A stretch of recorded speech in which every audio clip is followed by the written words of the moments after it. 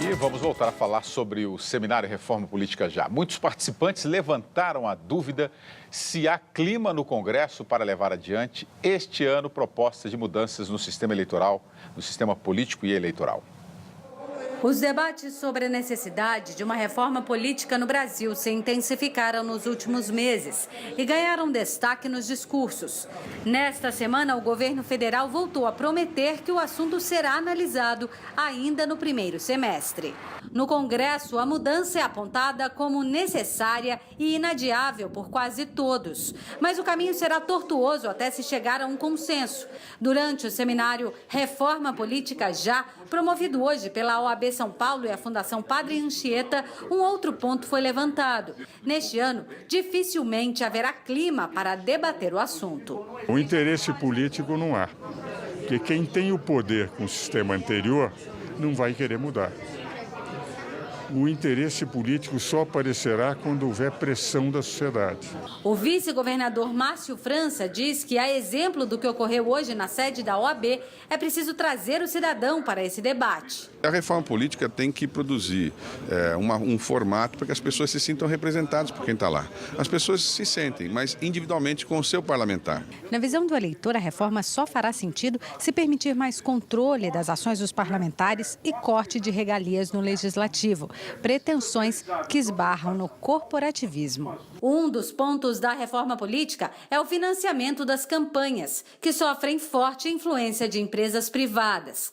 Para José Álvaro Moisés, cientista político e comentarista do Jornal da Cultura, é preciso colocar um limite nesses repasses aos partidos e candidatos. Tem que estar em contato com os eleitores e, com isso, baixar o custo da campanha, não é? E evitar portas de entrada da corrupção. Isso é muito importante para democratizar o nosso processo. Lobão, eu já fiz essa pergunta no início do jornal. Agora eu vou mudar um pouco essa pergunta. Eu vou usar o Marco Antônio Villa, o historiador que é comentarista daqui, que também participou do seminário. Ele disse que o momento de crise, na hora que revelar esses envolvidos nessa corrupção aí da Petrobras, essa crise pode reforçar uma reforma ampla política no Congresso Nacional. O que você acha disso? Eu acho que pode ser. Eu não sou uma pessoa otimista por natureza, mas do jeito que está hoje, eu acho difícil a coisa andar. Mas em função da crise que pode piorar, e pode piorar muito, principalmente em função da questão da Petrobras, nós podemos chegar numa situação ainda em 2015 que a sociedade vai pressionar mesmo. Quer dizer, essa tal da pressão da sociedade que a gente falava antes, ela vai se manifestar, seja nas ruas, seja pela imprensa, seja pelas organizações, todo tipo de instituição organizada, que vai conseguir pressionar o ambiente político tão desmoralizado que vai estar, pode ser que haja uma reação.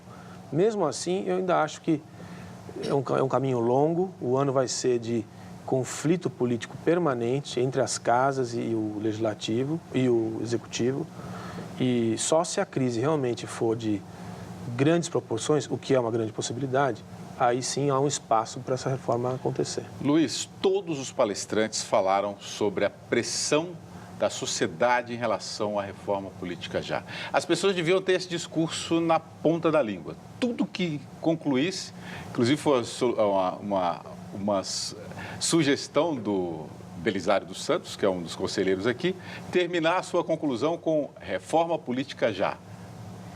É uma mobilização do Brasil, resolveria ou não?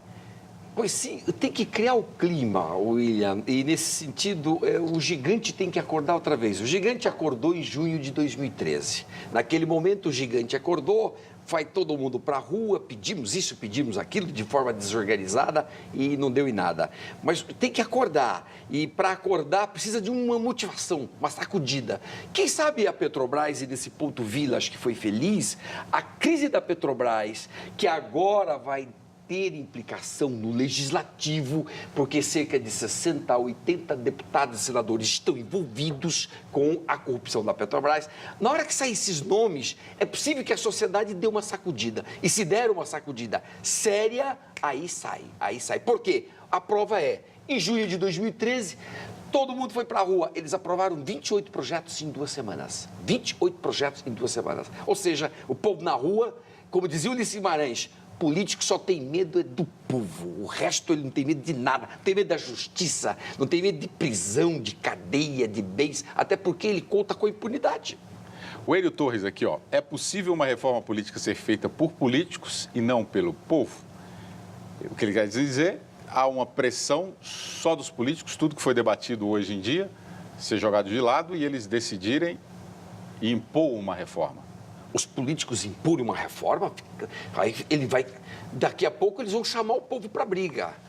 Por enquanto o povo está omisso, mas se chamar para briga aí o risco é grande. Não creio que os políticos vão afrontar o povo. Eles vão ficar na deles. Omissão. Desculpa, mas se fosse seguir as regras, tem que ser feito por eles. Quem está lá com a cadeira legitimamente ocupada.